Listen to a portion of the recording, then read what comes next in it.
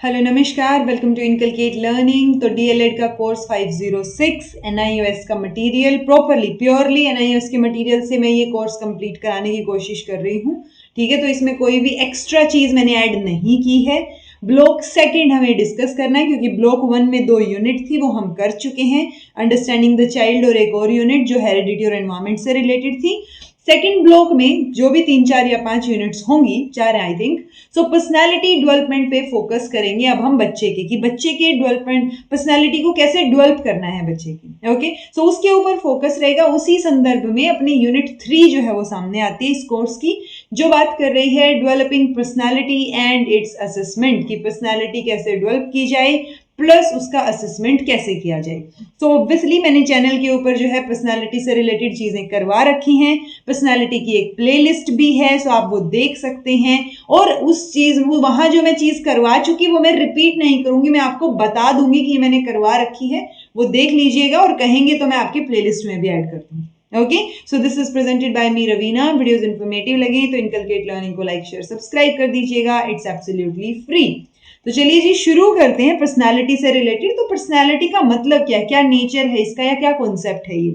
सो personality जो है वो लैटिन वर्ड से डिराइव किया गया है और यही क्वेश्चन बहुत बार पूछ लिया जाता है।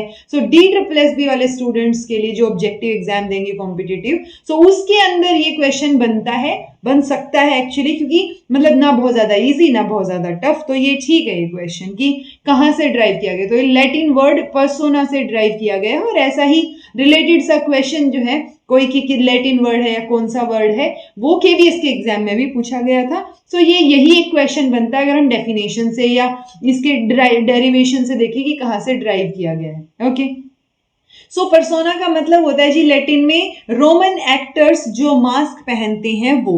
अब मास्क जो पहना जा रहा है यानी आप अपनी ऊपर कोई और एक चेहरा लगा रहे हैं। ठीक है, तो इससे क्या सेंस समझ आती है कि दूर से जब आप किसी को देखते हैं तो जो इंसान आपको नजर आ रहा है ना, वो एक तरीके से उसका मास्क है। मतलब मास्क इन द सेंस बिल्कुल फिजिकली नहीं कि आपने बिल्कुल मास्क लगा लिया जैसे राजकुंद्रा जी लगाते हैं कभी बार।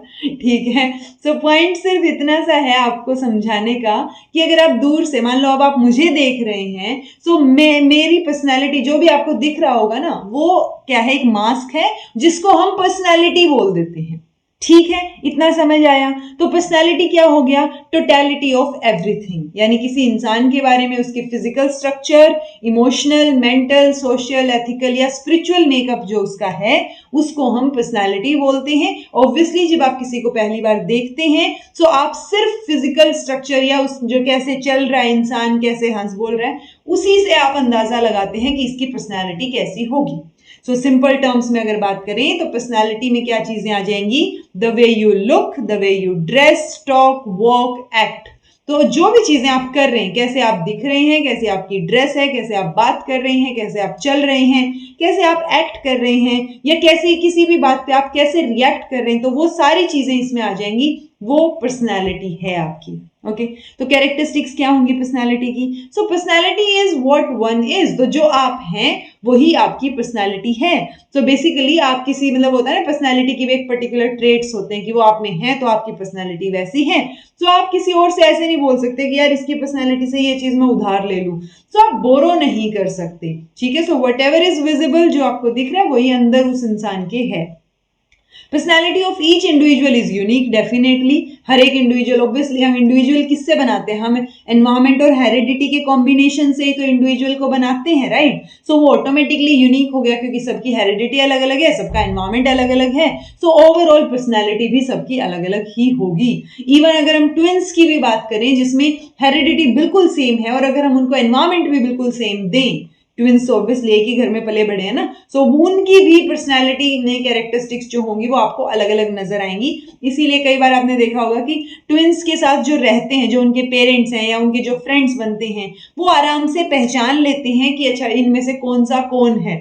जैसे वो एक काफी वायरल सी हुई थी ना वो 2 लड़कियां चिंकी मिंकी, ठीक है, तो मैं चिंकी हूँ, ये मिंकी है। तो वो जो चिंकी मिंकी है उनके पेरेंट्स को तो पता है ना कौन सी चिंकी है कौन सी मिंकी है, या उनको आपस में उनके फ्रेंड्स को भी पता है जो कंटिन्यूटी में साथ रह रहे हैं, राइट। तो उनकी पर्सनालिटी सेम नहीं है, ऑल्दो वो आपको ऐसे दिखा सकते हैं कि सेम है, बट वो पर्सनालिटी सेम नहीं होती। तो हर एक इंडिविजुअल की अपनी यूनिक पर्सनालिटी होती है। पर्सनालिटी डायनेमिक होती है जी, चीजें चेंज होती रहती है सिचुएशन के अकॉर्डिंग, बहुत बार एनवायरमेंट के अकॉर्डिंग चीजें चेंज होती रहती हैं। हर बार आप कोशिश कर सकते हैं कि पर्सनालिटी आपकी, ऐसे बोलते हैं ना कि थोड़ी पर्सनालिटी को इंप्रूव करो, निखारो अपने आप को, सो वो चीजें यहाँ आ जाएंगी कि पर्सनालिटी को थोड़ा थोड़ा बदला जा सकता है, बट वो स्टैटिक नहीं है, डायनेमिक है। Okay, personality functions as a unified whole. So overall हमने शुरुआत में इसकी डेफिनेशन या इसके मीनिंग में बोला ना कि पर्सनैलिटी जो है वो टोटलिटी ऑफ ऑल है, सो वो यूनिफाइड होल है जो आपको नजर आ रहा है, ठीक है। Personality is the product of both heredity and environment, ये तो हमने अभी अभी बता दिया कि इंडिविजुअल कैसे बनता है, हेरिडिटी और एनवायरमेंट के प्रोडक्ट से बनता है, तो वही पर्सनैलिटी है उस इंडिविजुअल की। Personality is through and through social, तो पर्सनैलिटी के जो ट्रेट हैं किसी भी इंडिविजुअल के, वो सोशल फोर्सेज या सोसाइटी में आप किससे इंटरेक्ट करते हैं, कहाँ किससे क्या बात कर रहे हैं, आपका एनवायरमेंट कैसा है, उन सब चीजों से अफेक्ट होगा, ठीक है, जो भी पर्सनैलिटी होगी वो। Personality is continuously adjusting itself to environment, यानी कॉन्टिन्यूटी में आप जो है अपने एनवायरमेंट के प्रति जो एडजस्ट कर रहे होते हैं वो भी एक पर्सनैलिटी ही है, तो वो पर्सनैलिटी का पार्ट ही रहेगा। रेयर केसेस में पर्सनालिटी जो है वो इन्फ्लुएंस करती है एनवायरमेंट को, अदरवाइज बोलते हैं ना कि ऐसे बच्चों की संगत में नहीं रहना चाहिए जो है ऐसे ही रैंडमली रातों रात बाहर घूमते हों या जो है गलत आदतों में पड़े हुए हों, सो वो बोल दिया हमने। बट बहुत कम बार ऐसा होता है कि ऐसे बच्चों के साथ घूम के भी कोई एक इंसान मतलब उसमें से सही रहे, प्लस उन जो 5-4 का ग्रुप है उसमें से भी किसी को सही बना दे, अच्छा बना दे, ओके। अदरवाइज वो एक पर्सनैलिटी जो है ना वो एनवायरमेंट से इन्फ्लुएंस होने के चांसेस ज्यादा होते हैं। बहुत रेयर केसेस में होता है कि एक पर्सनैलिटी जो है वो एनवायरमेंट को इन्फ्लुएंस करे, ठीक है। पर्सनैलिटी हमेशा स्ट्राइविंग रहेगी फॉर सर्टेन एंड, क्योंकि आप कुछ ना कुछ करना चाहेंगे ना, ऑल्दो ये इंडिविजुअल वाइज भी डिपेंड करेगा, बट आप गोल फिक्स करते हैं, उसको अचीव करने की कोशिश करते हैं, वही तो पर्सनैलिटी है। तो पर्सनैलिटी को हमेशा कुछ ना कुछ चाहिए, कुछ अचीव करने के लिए कोई सर्टेन गोल, कोई सर्टेन एंड चाहिए हमें। सो पर्सनैलिटी जो है वो सेल्फ कॉन्शियसनेस होती है कि आप अपने आप के बारे में कॉन्शियस हैं, क्योंकि obviously we don't attribute personality to animals, but human beings के पास दिमाग है, एक थिंकिंग प्रोसेस है ह्यूमन पर्सनैलिटी में। So animals do not have such things, even individuals need to be made aware of their traits and abilities. तो अगर आप अपने बारे में अवेयर हैं, अपने बारे में अवेयर होने को ही हम पर्सनैलिटी बोल रहे हैं एक तरीके से, ओके। सो ये कुछ एक कैरेक्टरिस्टिक्स रहेंगी। अब थियरीज जब बात आती है पर्सनैलिटी की, आपके जो यूनिट है, ये एनआईओएस की जो यूनिट है, उसमें उन्होंने सिर्फ ट्रेट थियरीज की बात की है, ठीक है। और ट्रेट थियरीज में भी इन्होंने psycho analytic theories of personality की बात की है, जबकि मैं ट्रेट थियरी, टाइप थियरी, किसने कौन सी थियरी दी है, आपको कहाँ कौन सा नाम याद रखना है, वो मैं ऑलरेडी करवा चुकी हूँ पर्सनालिटी के टॉपिक्स में, तो वो मैं आपकी प्लेलिस्ट में ऐड कर दूंगी और आप जो है उनको कर लीजिएगा, क्योंकि मैंने सिगमंड की, ये जो है सिगमंड की थियरी है जो, देन ये एल्फ्रेड एडलर के बारे में भी मैंने करवा रखा है, थोड़ा सा और एक आधी इंफॉर्मेशन अभी करवा देंगे, और कार्ल जंग के बारे में भी, ओके। तो सिगमंड फ्रॉइड तो जो बहुत अच्छे से करा रखे हैं डिटेल में। सो एडलर के according self assertion rather than sex impulse is the major drive, क्योंकि इनसे पहले ये हमने एल्फ्रेड एडलर पढ़ा ना, सो एडलर से पहले अगर हम देखें तो हमने सिगमंड फ्रॉइड ने बहुत ज्यादा जो है वो सेक्स के ऊपर फोकस किया उन्होंने, राइट। तो वो सेक्सुअलिटी में फोकस करते टाइम अब एडलर ने उसके ऊपर कम फोकस किया। एडलर का कहना है, एल्फ्रेड का की जो थियरी है वो मिनिमाइज करती है रोल ऑफ सेक्स को, जो कि बहुत ज्यादा कंसंट्रेटेड था, जिसके ऊपर फोकस बहुत कंसंट्रेटेड था फ्रॉइड का, ओके। एडलर सोचते हैं कि हर एक इंडिविजुअल जो है उसका अपना एक स्टाइल होता है, जो ऑब्वियसली उस पर्सनालिटी में, उस यूनिक स्टाइल में सेक्सुअल ड्राइव भी एक रोल प्ले करेगा, लेकिन वो रोल बहुत माइनर होगा, ओके।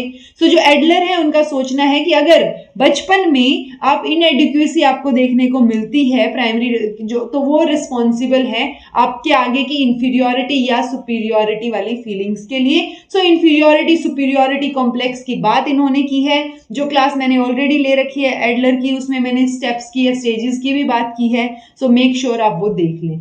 ऑल्दो आपकी जो बुक है एनआईओएस का जो मटेरियल है उसमें सिर्फ इतना ही मेंशन है।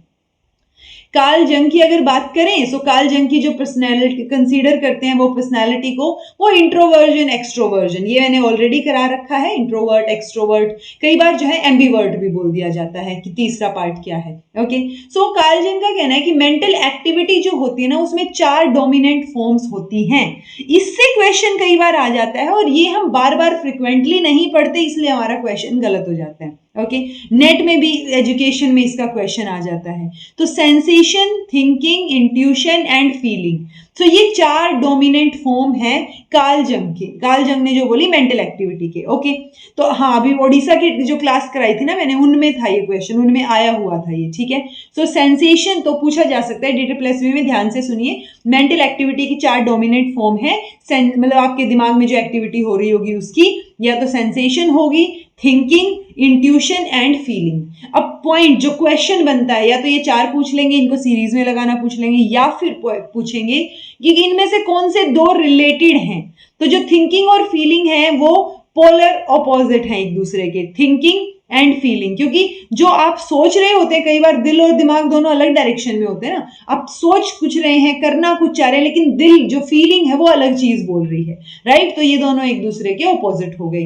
ऐसे ही सेंसेशन और इंट्यूशन रहेगा, ठीक है, कि आपको सेंसेशन दोनों, ये दोनों भी ऑपोजिट रहेंगे कि कौन सा काम आप करना चाह रहे हैं। ऑल्दो दोनों के दोनों एक टाइम पे ऑपरेटिव हैं, कि आपको कुछ इंट्यूशन आ रही है लेकिन सेंसेशन कुछ और है, तो वो चीजें हैं कि ये दोनों साथ में मिल सकते हैं, दोनों साथ में काम कर सकते हैं, एक ही टाइम पे एक्टिव हो सकते हैं, ऑपरेटिव हो सकते हैं। बट आपको ये याद रखना है कि सेंसेशन और इंट्यूशन ऑपोजिट है, थिंकिंग और फीलिंग ऑपोजिट है, तो ये ऑपोजिट आप याद रखेंगे। ओके, देन कार्ल जंग ने एक्सट्रोवर्ट इंट्रोवर्ट की बात तो की ही है। एक्सट्रोवर्ट कौन से होंगे, यूजुअली हम बोल देते हैं जो अच्छे से बात करें सोशल लेवल पे, और बेसिकली हम बहुत बात करने वाले लोगों को, जो खुल के बात करते हैं उनको एक्सट्रोवर्ट बोल देते हैं, और जो थोड़े अपने मन में बात रखते हैं, शांत रहते हैं, उनको इंट्रोवर्ट बोल देते हैं, ठीक है। सो वही एक कैरेक्टरिस्टिक आपको नजर आएंगी। फ्लुएंसी, एक्सट्रोवर्ट में आपको स्पीच की फ्लुएंसी दिखेगी, उनको कोई टेंशन नहीं होती है, फिर ठीक वो like to work with others, दूसरों के साथ काम करना, बात करना, फ्रेंडली होना, और ये इजीली एम्बेरस्ड भी फील नहीं करते, ठीक है। एथलेटिक्स में इंटरेस्टेड मिलेंगे ये आपको, और गवर्न बाय ऑब्जेक्टिव डाटा, यानी जो चीजें हो रही हैं उसी के बेसिस पे, मतलब जो डाटा आपको मिला, कोई सब्जेक्टिविटी ज्यादा नहीं देखने को मिलेगी। फ्लेक्सिबल और अडेप्टेबल बिहेवियर आपको इनका मिलेगा। Neglectful of element and personal belongings, aggressive हो सकते हैं, अनस्क्रपुलस हो सकते हैं, यानी कि कई बार होता है ना स्वार्थी या थोड़ा सा बेईमान, ऐसे हम बोल नहीं सकते कि सारे एक्सट्रोवर्ट ऐसे होते हैं, नहीं, बट ये कैरेक्टरिस्टिक्स कार्ल जंग ने दी हैं। और वो लोगों में पॉपुलर भी काफी होंगे क्योंकि वो सबसे बात करते हैं, रिलेशनशिप बनाते हैं, फ्रेंडली होते हैं। इसके एग्जैक्ट ऑपोजिट रहेंगे, ये बोलने की बजाय राइटिंग में बेटर होते हैं, तो डायरी लिख लेंगे या चुपचाप बैठ जाएंगे, वो चीजें, ये बहुत टेंशन लेते हैं, वरी की तरफ ज्यादा इंक्लाइंड है, ये अकेला काम करना पसंद करते हैं, ग्रुप में काम करना पसंद नहीं करते। ये अगर फ्रेंडली थे तो ये रिजर्व्ड आपको दिखेंगे, ये एम्बेरस नहीं होते। एक्सट्रोवर्ट, इंट्रोवर्ट बहुत इजीली एम्बेरस हो जाएंगे। बुक्स का या मैगजीन्स का इनको शौक होगा, ठीक है, क्योंकि वो उन्हीं में पढ़ते रहेंगे अकेले बैठ के। ज्यादा इन्फ्लुएंस्ड रहते हैं सब्जेक्टिव फीलिंग से, फ्लेक्सिबिलिटी इनमें बहुत कम होती है, लैकिंग है फ्लेक्सिबिलिटी की। केयरफुल रहेंगे वो कंपैरेटिवली, एंड सबमिसिव और स्क्रैपुलस रहेंगे, यानी कि वो मतलब ऑब्वियसली लोगों में ज्यादा पॉपुलर नहीं है वो, लेकिन वो ईमानदार हैं एक तरीके से, ठीक है। तो कार्ल जंग जो है उन्होंने ही 3 जो है फॉर्म की भी बात की है कलेक्टिवली, कि किसके पर्सनालिटी के एलिमेंट्स जो हैं। सो एक कॉन्शियस ईगो, पर्सनल अनकॉन्शियसनेस और collective unconsciousness. So conscious ego is like sense of being, जो आप जिसमें इंक्लूडेड है बेसिकली। तो कॉन्शियसली आप जो सोच रहे हैं, जो फील कर रहे हैं, जो रिमेंबर कर रहे हैं, तो वो जो कॉन्शियसली कर रहे हैं वो कॉन्शियस ईगो रहेगा आपकी पर्सनैलिटी का। पर्सनल अनकॉन्शियसनेस मतलब आप जो अपने एक्सपीरियंसेस है ना उनको दबा रहे हैं अनकॉन्शियसली एक तरीके से। एंड दूसरा यहाँ पे कलेक्टिव अनकॉन्शियस रहेगा, कि कलेक्टिवली आप जो है अनकॉन्शियस हैं किसी पर्टिकुलर चीज को लेके, कि मान लो आप किसी ऑर्गेनाइजेशन में काम करते हैं, सो वहां पे जो आपको बोला गया तो सब लोग वही कर रहे हैं, तो वो कलेक्टिवली एक तरीके से किसी चीज को आप फॉलो कर रहे हो but unconsciously. Okay, so personality की डेवलपमेंट की अगर बात करें तो 4 कॉन्सेप्ट हमें पता होने चाहिए, और 4 कॉन्सेप्ट को ही डिस्कस किया गया है एनआईओएस के मटेरियल में। Self concept, motivation, attitude and values, क्योंकि ये चीजें जब डेवलप होंगी तब जाके पर्सनालिटी डेवलप होगी एक तरीके से, ओके तो सेल्फ कॉन्सेप्ट मतलब आपको खुद के बारे में पता हो, आप खुद के बारे में कितने अवेयर हैं। सो इट इज इंपॉर्टेंट कि चिल्ड्रन जो बच्चे जो हैं, जो शुरुआत होती है ना उनकी, तो जब छोटे बच्चे होते हैं ऑब्वियसली, तो कई बार ऐसे बोल देते हैं कि कोई नहीं, बड़े होके सीख जाएंगे। नहीं, आप उसी टाइम उनको अच्छी चीजें सिखाइए, उनको सेल्फ कॉन्सेप्ट सिखाइए, और वो भी पॉजिटिव सेल्फ कॉन्सेप्ट। आपको कोई भी ऐसी चीज नहीं बोलनी है बीइंग अ पेरेंट, या उनके आसपास नहीं होनी चाहिए कंपैरेटिवली, मतलब फ्रिक्वेंटली तो स्पेशली, कि जो उनको अपने आप पे ही डाउट क्रिएट कर दे। ओके तो वो चीज नहीं होनी चाहिए। उनका जो सेल्फ का कॉन्सेप्ट है ना, वो पॉजिटिव करना है आपको, तब जाके उनकी पर्सनालिटी जो है वो बेटर तरीके से डेवलप होगी। ओके अब सेल्फ कॉन्सेप्ट में चाइल्ड का जो परसेप्शन है, यानी जो बच्चा है, जिसका जो अपने आप के बारे में क्या सोचता है, वो है सेल्फ। ठीक है, फिर उसका एनवायरमेंट भी होगा आसपास, वो एनवायरमेंट वाले उसके बारे में क्या सोचते हैं, वो है फिनोमिनल सेल्फ। ठीक है, अब एक थोड़ा दूर का एनवायरमेंट होगा, जो बेसिकली ना तो सेल्फ है, वो उसको हम परसीव्ड एनवायरमेंट बोल देते हैं। ठीक है, सो बेसिकली सेल्फ कॉन्सेप्ट तो क्या है कि बच्चा अपने बारे में क्या सोचता है, ये सेल्फ है। इसका जो बिल्कुल साइड में होंगे ना, साइड इन द सेंस जो बिल्कुल इसके पास होंगी चीजें, जो इसका फ्रीक्वेंट एनवायरमेंट होगा जहां ये रह रहा है, सो वो क्या रहेगा, इसका फिनोमिनल सेल्फ। वो लोग क्या सोच रहे हैं। देन जो फर्दर इसके अलावा जो चीजें बच गई ना, वो किस में आ जाएंगी, फिनोमिनल एनवायरमेंट या परसीव्ड एनवायरमेंट में, या फिर नोट सेल्फ में, यानी वो सेल्फ नहीं होगा इसका। ओके तो जो सेल्फ कॉन्सेप्ट है वो इंडिविजुअल को क्या करता है, सोचने को बोलता है कि उसका जो एक्चुअल सेल्फ है वो है इट इज मी, यानी मैं ऐसा हूं या मैं ऐसी हूं, ये मेरे में चीजें। तो आप अपने आप के बारे में क्या सोचते हैं, वो आपका सेल्फ कॉन्सेप्ट है, और आपको अपने बारे में हमेशा पॉजिटिव ही सोचना है, कभी भी नेगेटिव नहीं सोचना है कि ये एग्जाम क्लियर नहीं होगा या वो नहीं होंगी, सारी चीजें होंगी, बस आपको मेहनत करनी है, दैट्स इट। सो कभी भी किसी भी मोड पे, मतलब हो जाते हैं कई बार बीइंग अ स्टूडेंट, आप लोग भी डिप्रेस्ड होते होंगे डेफिनेटली, क्योंकि जब हम हो जाते हैं तो ऑब्वियसली स्टूडेंट एज जो रहती है तो उसमें और ज्यादा हो जाते हैं, हम भी गए हैं उस स्टेज से। सो ऑब्वियसली उसमें आते हैं लो मोमेंट्स आते हैं बहुत, लेकिन आपको उनमें हताश नहीं होना है। सेल्फ का जो कॉन्सेप्ट है, तभी आपकी पर्सनैलिटी अच्छी और कॉन्फिडेंट निकल के आएगी, अगर सेल्फ कॉन्सेप्ट आपका पॉजिटिव होगा। तो ये था सेल्फ कॉन्सेप्ट, ये सेल्फ है बच्चे का, एंड देन ये फिनोमिनल सेल्फ, और उसके बाद वाला रहेगा फिनोमिनल एनवायरमेंट, जिसको हम नोट सेल्फ बोल रहे हैं। ओके जी, देन है मोटिवेशन। किसी भी काम को करने के लिए वो जो एक टेंडेंसी होनी चाहिए ना, अराउजल ऑफ टेंडेंसी, कि आप कोई काम करेंगे, सो वो चीज क्या है, एक मोटिवेशन है। So process of arousing, sustaining and regulating the activity. जैसे अभी रिसेंटली हमने शुरू किया 15 डेज इजी चैलेंज। ओके जो ब्लॉग्स देखते हैं उनको पता भी होगा। सो वो क्या है कि अब मोटिवेशन आया, अंदर से अराउज हुई वो चीज की करना है, अब उसको सस्टेन करना और उसको एक रेगुलर एक्टिविटी की तरह करना, वो क्या है, एक पूरा का पूरा जो ये प्रोसेस है, इसको हमने क्या बोल दिया, मोटिवेशन बोल दिया। ओके अब क्लासरूम में मोटिवेशन की क्या टेक्निक्स हो सकती है, बिकॉज हम तो एजुकेशन के पर्सपेक्टिव में पढ़ रहे हैं ना। सो क्लासरूम मोटिवेशन में अलग अलग टेक्निक्स हो सकती हैं कि टीचर जो है वो कैसे क्लासरूम को बेटर बनाए, क्लासरूम के एनवायरमेंट को बेटर बनाए, कि बच्चे मोटिवेटेड रहें, क्लासरूम में जो बच्चों की एनर्जी है वो हाई रहे और वो मोटिवेटेड रहें। तो सबसे पहले तो एक अट्रैक्टिव फिजिकल और एनवायरमेंटल कंडीशन होनी चाहिए। ऐसा ना हो कि बिल्कुल डल सा क्लासरूम है, टीचर को, बच्चों को छोड़ो, टीचर को भी नींद आ रही है, वो चीज नहीं होनी चाहिए। ठीक है, अब आपको बीइंग अ टीचर आपको ऐसी चीजें करनी है, स्टिमुलस जब देते हैं आप कोई भी चीज, बच्चों से बात करते हैं या कुछ भी करते हैं, तो वो स्टिमुलस हो गया ना। तो जब आप स्टिमुलस देते हैं, सो वो इनेट इंपल्सेस को स्टिमुलेट करना है आपने, कि बच्चे के अंदर से वो इंटरेस्ट आए, वो क्यूरियस हो जाए। इसीलिए टीचिंग की जॉब, वैसे बोल तो देते हैं सब लोग कि कुछ नहीं बने तो टीचर बन जाना, बट टीचिंग करना बहुत बहुत मुश्किल काम है, कि आप अगले इंसान को, अगले बच्चा जो है सामने आपके, या थोड़ा लेस नॉलेजेबल अदर लगा लीजिए आपसे, जो आपसे सीखना चाहता है, आप उसकी इनेट इंपल्सेस को कैसे जो है स्टिमुलेट करेंगे, कैसे आप कोशिश करेंगे, क्या तरीके, क्या टेक्निक्स आप अपनाएंगे कि जो है बच्चा मोटिवेटेड रहे इंटरनली। इनेट इंपल्स का मतलब वही हो गया ना कि आपको इंटरनली मोटिवेटेड रखना है, बिकॉज एक्सटर्नली कितनी टाइम तक रख लोगे। ओके स्टिमुलस वेरिएशन करते रहना है टीचर को अलग अलग तरीके से। देन रेनफोर्समेंट होना चाहिए, प्रेज या ब्लेम किस तरीके से आप दे रहे हैं। एक एक्सट्रिंसिक लर्निंग होनी चाहिए, जिसमें एक्सट्रिंसिक लर्निंग रिवॉर्ड्स और पनिशमेंट होने चाहिए, कि आप बाहर से कोई रिवॉर्ड या पनिशमेंट दे रहे हैं। जैसे कई बार कुछ एक टीचर्स आपने देखे होंगे कि अगर कोई बच्चा बहुत अच्छे मार्क्स लाता है या बहुत अच्छा एक्सप्लेन करता है, तो वो उनको गिफ्ट देते, प्राइज देते हैं एक तरीके से। तो वो जो प्राइज है वो प्रेज है, ठीक है, और अगर गलत कर रहे हैं तो फिर पनिशमेंट भी मिलेगी। ओके, अटेनेबल गोल्स आपको सेट करने हैं ताकि उनका इंटरेस्ट बने पर्टिकुलर चीज में। एक्सपीरियंस ऑफ सक्सेस, क्योंकि आपने वो चीजें जो है महसूस कर रखी हैं तो आप उनको वो चीजें समझाएंगे कि क्या एक्सपीरियंस रहेगा जब आप सक्सेसफुल होंगे, तो वो चीज को लेके भी वो मोटिवेटेड हो सकते हैं। कंपटीशन कोऑपरेशन दोनों आपको सिखाने हैं, उनके बेसिस पे कभी कंपटीशन कभी कोऑपरेशन, दोनों के बेसिस पे आप मोटिवेटेड रख सकते हैं क्लास को।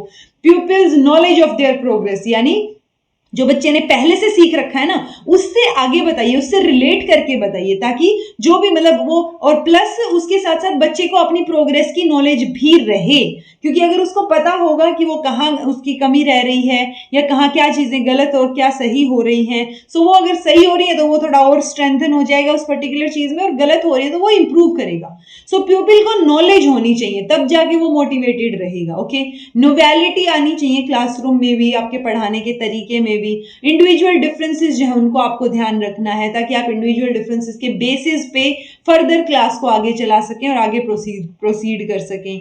देन टीचिंग स्किल्स ऑब्वियसली आप में अच्छी होनी चाहिए, और पहले तो टीचर खुद ही मोटिवेटेड और इंटरेस्टेड होना चाहिए। ऐसा नहीं होना चाहिए कि बस टीचर के घर चलाना है इसलिए पैसों के लिए टीचर जो है वो काम कर रहा है और आके पढ़ा के चला जा रहा है, वो चीज नहीं होनी चाहिए। टीचर का मोटिवेटेड रहना और अपने वो जो पढ़ा रहा है ना उसमें इंटरेस्ट होना बहुत जरूरी है। ओके, देन मोटिवेशन के बाद बात आती है एटीट्यूड्स की। सो एटीट्यूड क्या रहेगा, एक तरीके से एक डिस्पोजिशनल रेडीनेस रहेगी, किसके लिए, टू सर्टेन इंस्टीट्यूशन, पर्सन या ऑब्जेक्ट, एक कंसिस्टेंट मैनर में जो आपने सीखी हैं चीजें, और अब जो है एक टिपिकल मोड ऑफ रिस्पॉन्स बन गया है आपका।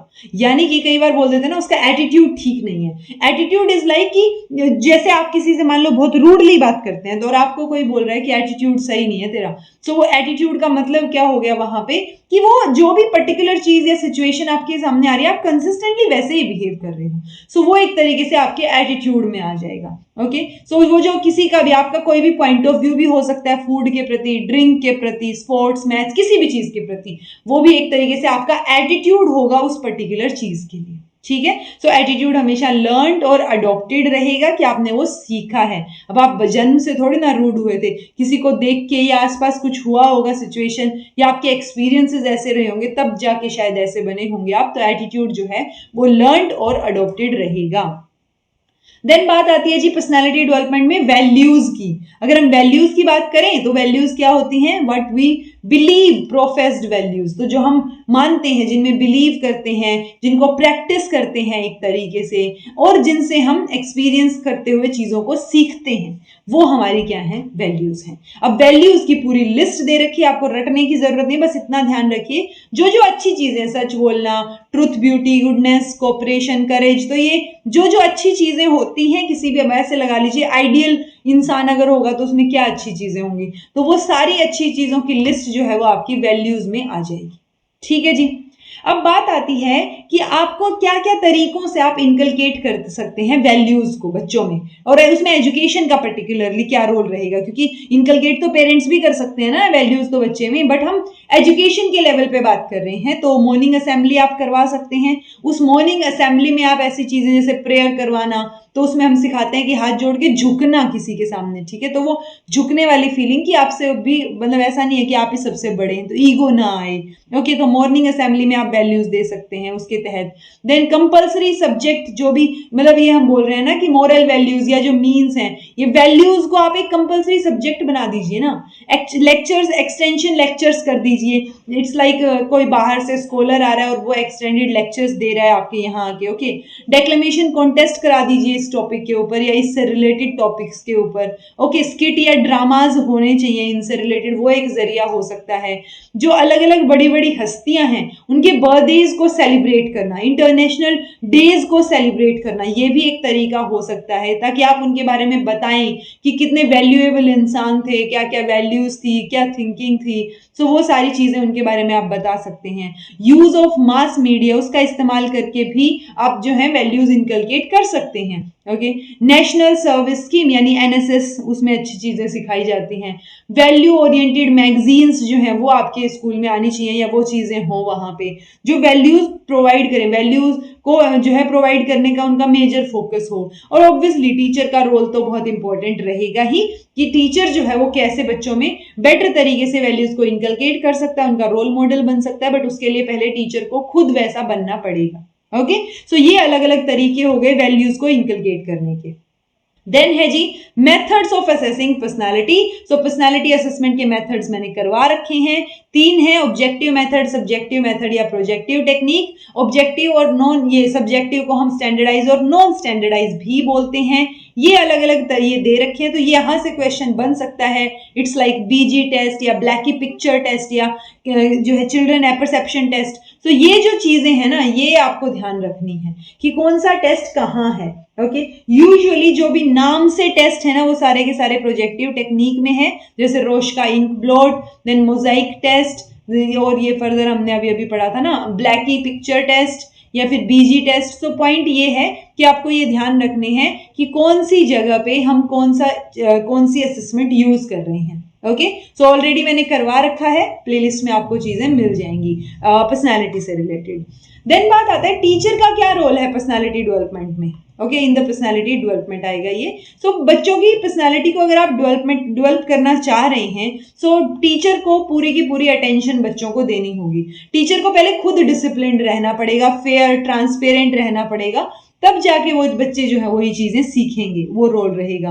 फनी वे में, अच्छी तरीके से मस्ती मस्ती में आप कुछ सिखा दें, वो एक जो है उससे आप बच्चों का डेवलपमेंट कर सकते हैं। आप इंस्पिरेशन उनको प्रोवाइड कर सकते हैं, या तो खुद रोल मॉडल बन के, या वो चीजें आप उन लोगों के बारे में बता के जो कि एक इंस्पिरेशन है। ओके, और ऑब्वियसली लव वाली जब भी बात आती है तो प्यार से आप, जो होता है ना कि आप पूरी जंग जीत जाते हैं कई बार, और जो है आप लड़ाई से तो कुछ भी नहीं हो सकता, सिर्फ नुकसान ही होगा। सो आपको प्यार से बात करनी है, थोड़ा बच्चों को पेशेंटली हैंडल करना, बिकॉज बहुत मुश्किल होता है बच्चों को हैंडल करना। ओके, सो पेशेंटली हैंडल करना है, उनकी बीच बीच में प्रेज करते रहना है, उनको समझने की कोशिश करना है। तो ये सारा का सारा काम जो है वो टीचर का रहेगा जी। ठीक है, सो आई होप आपको आज की यूनिट जो है वो समझ आई हो। फिर भी कुछ समझ नहीं आया है तो कमेंट करके पूछ लीजिएगा, समझ आ गया है तो कमेंट करके बता दीजिएगा। This was all about today, thank you so much for watching, be happy, keep smiling, subscribe to inculcate learning because it is absolutely free, and be consistent in your efforts.